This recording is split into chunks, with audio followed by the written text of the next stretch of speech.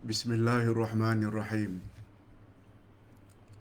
Alhamdulillah nahmaduhu wa nasta'inuhu wa nastaghfiruh.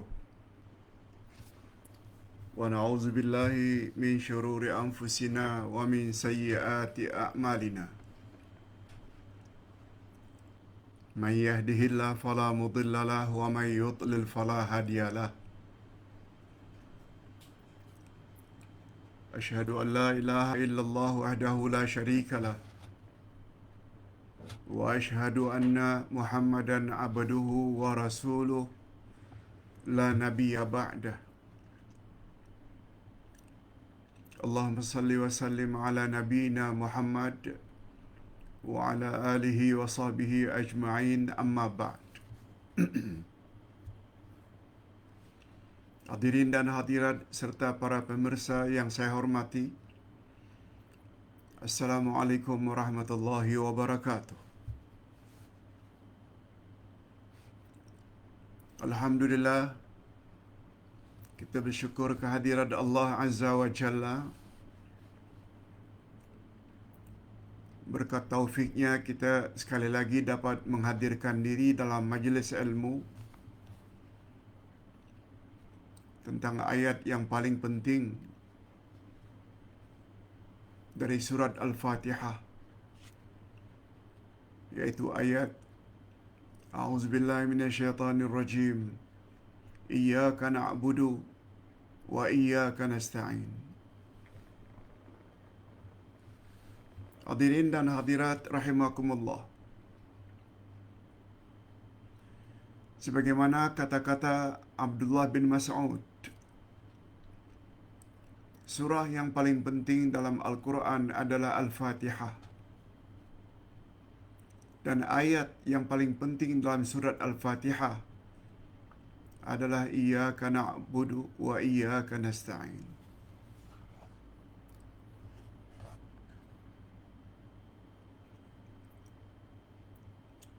Kita telah membahas rahasia ayat ini. Ada 10 rahasia dari ayat yang sangat penting ini, yaitu Iyyaka na'budu wa iyyaka nasta'in. Kita telah bahas minggu lalu rahasia yang pertama,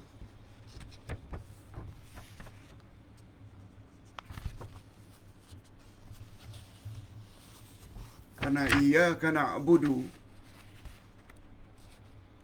mengandung makna tauhid.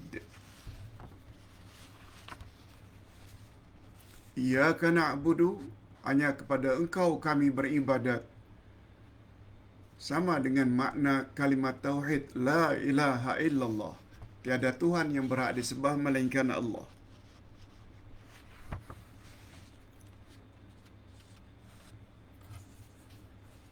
Rahasia yang kedua, kita bila bertawakal atau berserah diri, hendaklah hanya kepada Allah. Berserah diri kepada selain Allah adalah salah. Itu sebabnya Allah berfirman dalam surat Hud ayat 123, fa'budhu wa tawakkal alaih. Beribadatlah kamu kepada Allah dan bertawakallah kepadanya. Ayat yang lain, wa 'alallahi falyatawakkalul mu'minun. Hanya kepada Allah lah bertawakalnya orang-orang yang beriman. Rahasia yang ketiga, Iyyaka na'budu wa iyyaka nasta'in disebut dalam bentuk jamak. Hanya kepada Engkau kami beribadat, hanya kepada Engkau kami memohon pertolongan. Mengapa kami? Ini membawa makna Islam sangat galakkan amal jama'i. Amal yang dilakukan bersama-sama.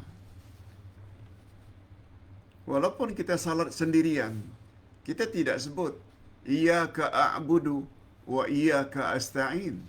Hanya kepada engkau aku beribadat dan hanya kepada engkau aku memohon pertolongan.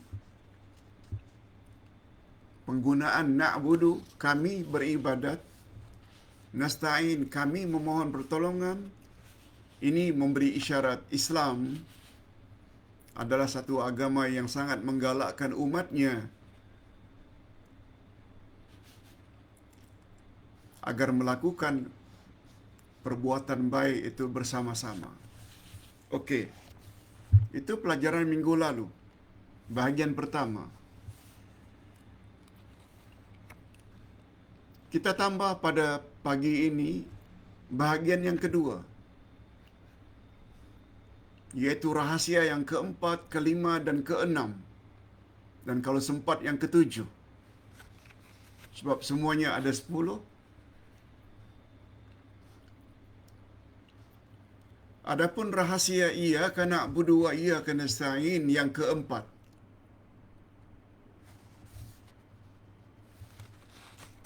Karena kita mencontohi Nabi Ibrahim.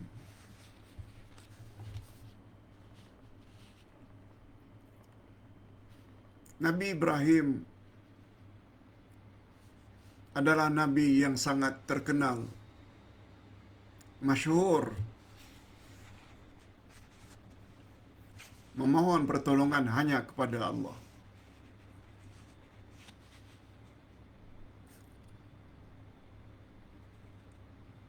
Ketika Nabi Ibrahim diikat tangan dan kakinya oleh Raja Namrud untuk dilemparkan ke dalam api, datang malaikat Jibril bertanya, "Wahai Ibrahim, engkau perlu pertolongan daripada aku?" Jawab Ibrahim, "Tidak. Aku makhluk, kau juga makhluk."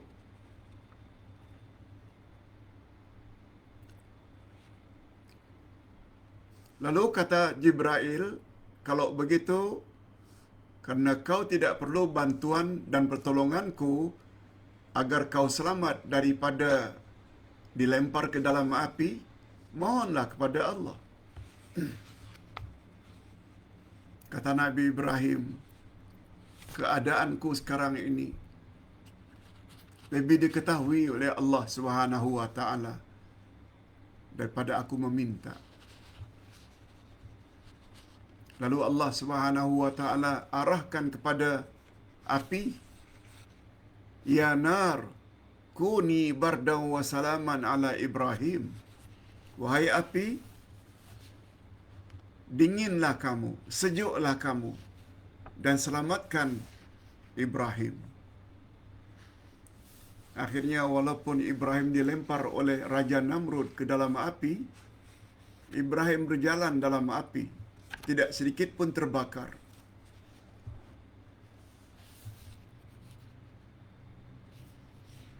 Hadirin dan hadirat rahimakumullah.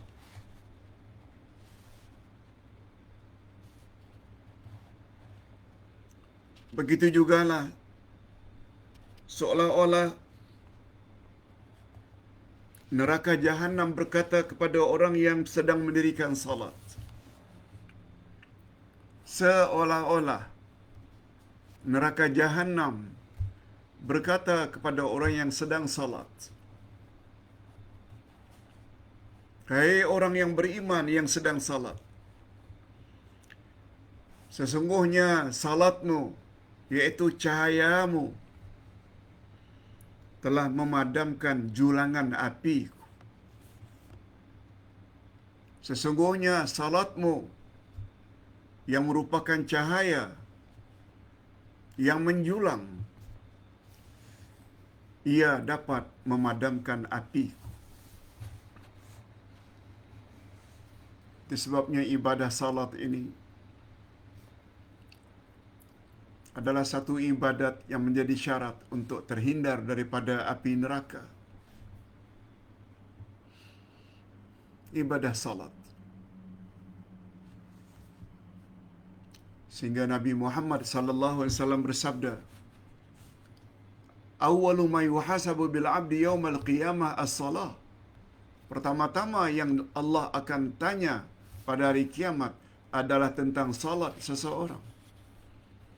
Bila salatnya sempurna, semua amal-amal lainnya ikut sempurna. Tapi bila salatnya tidak sempurna, semua amal-amal lainnya tidak sempurna. Demikian rahasia yang keempat, mengapa kita sebut iyyaka na'budu wa iyyaka nasta'in, karena kita ingin mengikuti jejak langkah Nabi Ibrahim. Yang kelima, ungkapan iyyaka na'budu wa iyyaka nasta'in.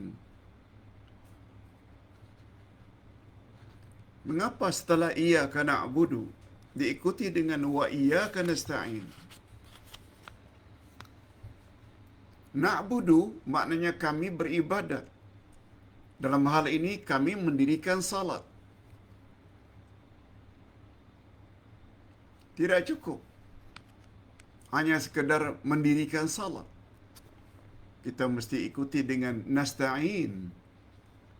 Kami mohon pertolongan padamu, ya Allah. Apa sebab? Sebab ibadat selalu mendorong manusia agar riak. Orang yang beribadat selalu didorong oleh perasaan ujub, takabur karena ibadatnya. Oleh sebab itu, untuk menghilangkan sifat riya, ujub dan takabur, kita perlu memohon pertolongan kepada Allah supaya sifat tercela tersebut dapat dilindungi oleh Allah daripada orang yang mendirikan salat. Sebab salat apabila riya, nilai salatnya kosong, zero, tidak ada nilai. Sebab riya, dia termasuk syirik, walaupun syirik kecil. Apabila kita beribadat, kita riya, ujub dan takabur, sombong, boleh mengakibatkan ibadat kita ditolak oleh Allah Azza wa Jalla. Dan atas dasar itu, kita perlu memohon wa nasta'in wa iyyaka nasta'in. Sebab hadirin dan hadirat, usaha saja tidak cukup tanpa mendapat pertolongan Allah. Sebagaimana konsep hauqalah, la haula wala quwwata illa billah. Tidak ada daya kita, tidak ada kekuatan kita kecuali dengan izin Allah. Maknanya pertolongan Allah sangat mustahak, walaupun kita banyak beribadat. Sebagaimana firman Allah, wa aufu bil ahdi ufi bi ahdikum. Sempurnakanlah olehmu janjimu kepadaku, niscaya aku akan penuhi janjiku kepadamu.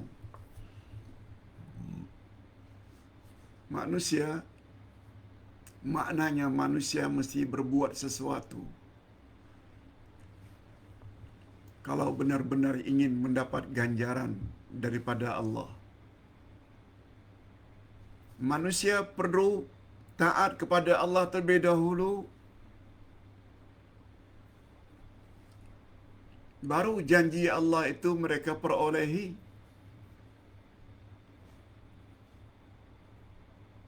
Mengharap syurga tapi tak salat, mengharap syurga tapi tidak puasa, mengharap syurga tapi tidak menutup aurat sebagaimana yang Allah suruh.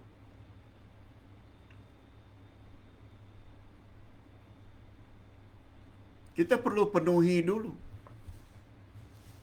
janji kita kepada Allah. Baru Allah penuhi janjinya kepada kita. Dan Allah tak pernah mungkir janji. Innallaha la yukhliful mi'ad. Allah tak pernah mungkir janji. Siapa yang salat, siapa yang puasa, siapa yang haji, siapa yang umrah, siapa yang zakat, dia akan dapat ganjaran ini. Ganjaran tersebut jangan haraplah. Kalau salat tidak, puasa tidak, haji tidak, umrah tidak.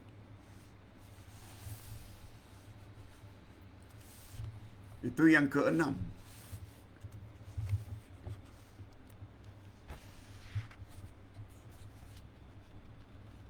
Itu yang kelima.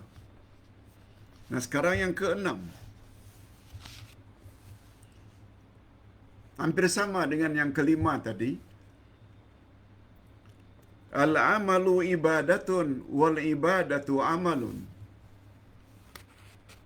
Di antara rahasia, iyyaka na'budu wa iyyaka nasta'in. Hanya kepada Engkau kami beribadat.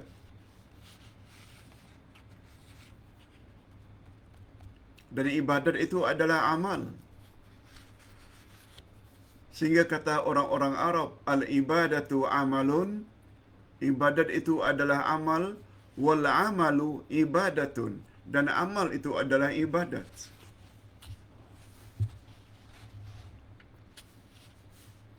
Bila kita beramal, khasnya amal-amal yang baik sebagaimana yang diperintahkan oleh agama, kita layak mendapat ganjaran.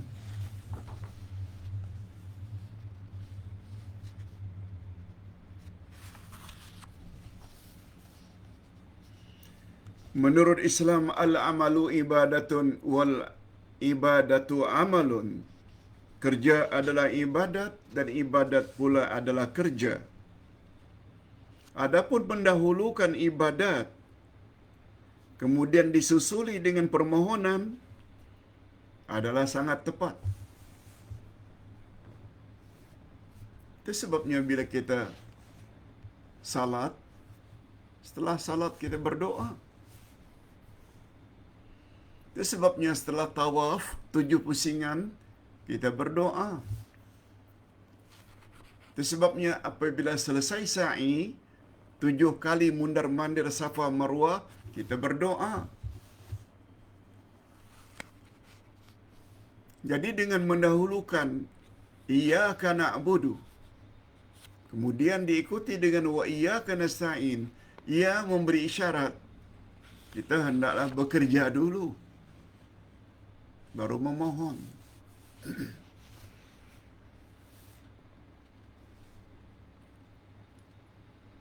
Oleh sebab itu kurang tepat. Memohon, kemudian baru bekerja.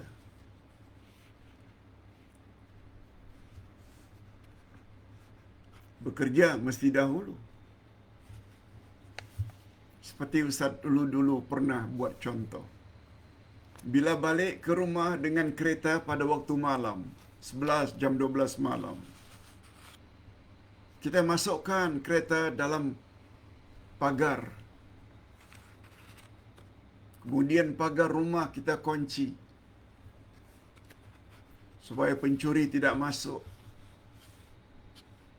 Kemudian kita berdoa, ya Allah, selamatkanlah keretaku daripada dicuri.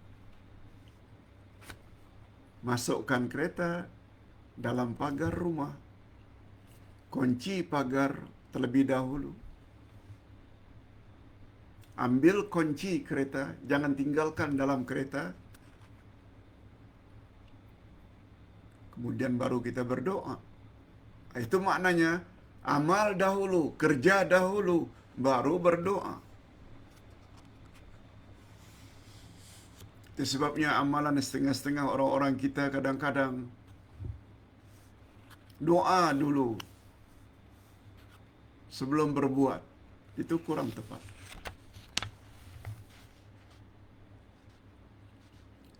Nabi Ibrahim dan anaknya Ismail setelah mendirikan Kaabah, mereka baru berdoa. Baru mereka berdoa setelah Kaabah itu didirikan. Demikianlah lebih kurang makna rahasia yang keenam. Nah, sekarang yang ketujuh. Apa dia rahasia yang ketujuh? Iyyaka na'budu wa iyyaka nasta'in. Kita mendahulukan na'budu, baru kemudian nasta'in adalah termasuk bab mendahulukan matlamat atau tujuan, atau dalam bahasa Arab al-ghayah, daripada jalan atau cara, atau dalam bahasa Arabnya disebut wasilah.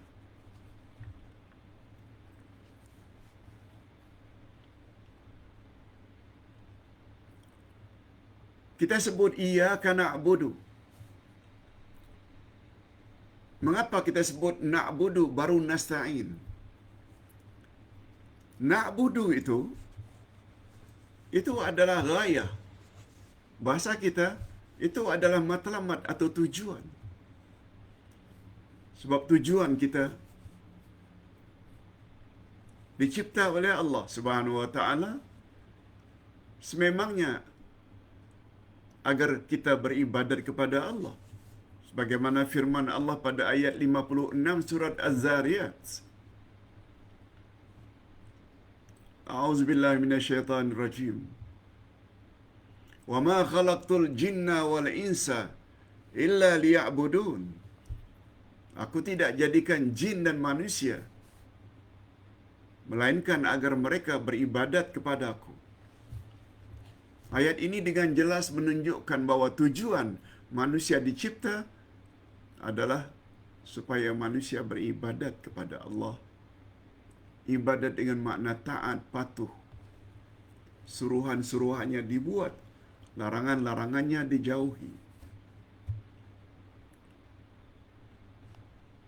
Adapun diikuti dengan wa iyyaka nasta'in, itu adalah wasilah.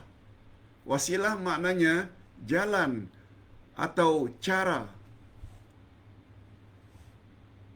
untuk sampai ke tujuan.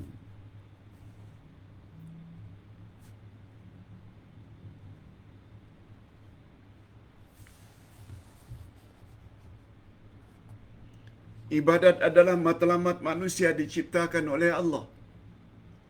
Sedangkan isti'anah adalah sekadar jalan atau sarana untuk menuju matlamat. Kita diajar oleh Allah bagaimana cara beribadah, cara berdoa.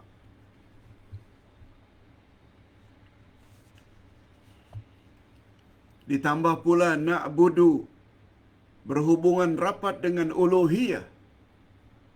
Na'budu berkaitan rapat dengan uluhiyah. Uluhiyah maknanya ilah. Allah. Kita beribadat kepada Allah. Sedangkan nasta'in pula, ia berkaitan rapat dengan rububiyah. Perbuatan Allah. Mana yang patut kita dahulukan? Uluhiyah atau rububiyah? Uluhiyah. Itu sebabnya kita sebut pada awal surat Al-Fatihah, Alhamdulillahi, baru disambung Rabbil Alamin. Segala puji adalah milik Allah, Tuhan sekalian alam. Jadi Rabb itu disebut setelah Lillah. Sama dengan konsep kita dahulukan na'budu baru nasta'in. Hadirin dan hadirat rahimakumullah. Demikianlah lebih kurang setengah jam topik yang kita bahas pada pagi ini, yaitu rahasia yang keempat, kelima, keenam, dan ketujuh. Ada 3 lagi. Rahasia iyyaka na'budu wa iyyaka nasta'in yang akan kita bahas insya-Allah pada minggu hadapan. Insya-Allah. 8, 9, dan 10. Berikut ini kita akan